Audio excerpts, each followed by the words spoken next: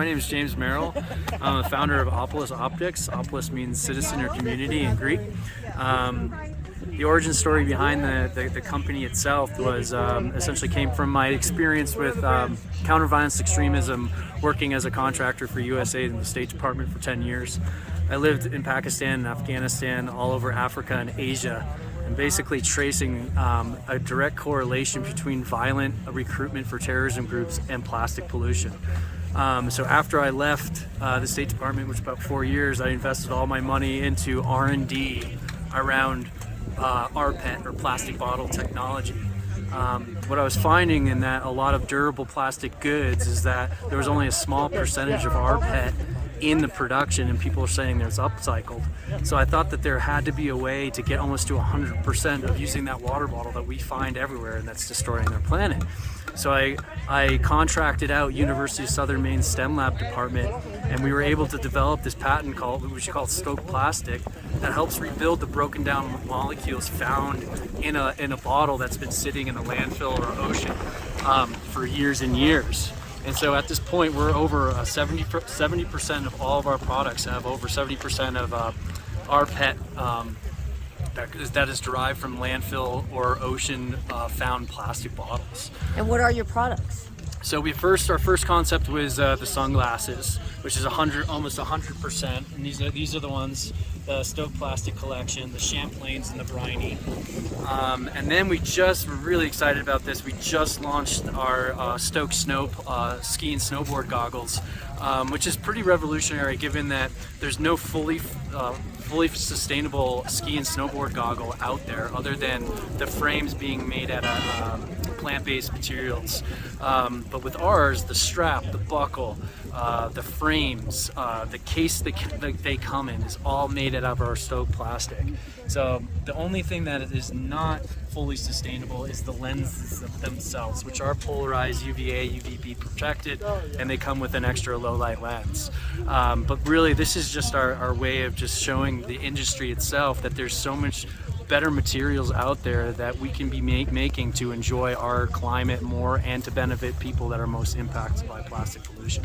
By using 100% plastic bottles and upcycled stuff, how much more expensive does it make it? Because the consumers are like, you know what, Yeah. I'd rather just buy something plastic than have to pay twice as much. Yeah, well, you consider the supply chain, right, which is pretty complex. But if you look at the cost or your margins between using virgin plastic and plastic found in the ocean, it's almost identical. It's just that what makes us different is the actual tech that goes into the molding process, that goes into the production of these types of products. The goggles that I have here are around $249, which is right in the meat of our competitors in the industry. And that's mostly because of the lens, right? Correct. And then a lot of the proceeds that go into what we're doing here goes directly back to the NGOs that I'm supporting that's helping collect the materials for me. I just got back from Indonesia. I'll go to the Philippines in a couple of months to check in and work on beach cleanups and working with those programs. And essentially that's why I'm doing this. Now, aside from the green story, Yeah. what would make your goggles better than anybody else's? Because there's a lot of goggle companies out there. 100%. It's basically what they're made out of. These goggles are just as good as an expensive pair of Smith or Oakley you're going to pick up, but they mean so much more. Each purchase of these goggles is 10 water bottles removed from the ocean. And now we're seeing that, and even in winter culture and in the ski industry.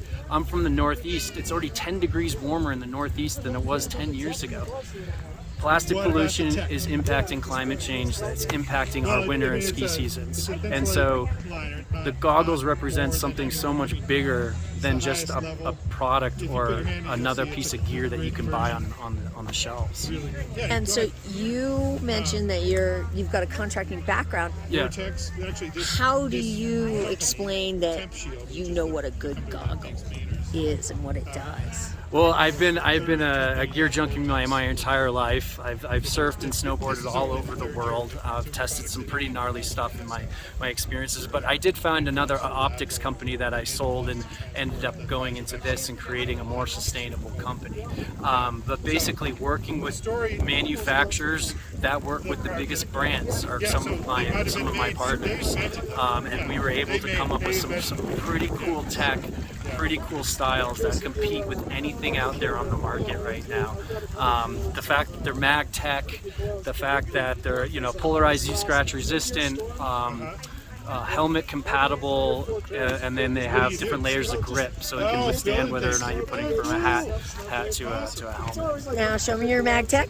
Yeah, so basically we do have the MagTech right here, and instead of squeezing the frames like you typically do need to remove them, you just have this little clip, and they're brand new and frozen a little bit, so you should be able to take this off and then put them right back in. Nice. Okay, cool. And you won an award. So we won an award for our glasses, for an innovation award for our sunglasses, and then we are a finalist for an Outdoor Retailers Innovation Award for 2023. Sweet. Yeah.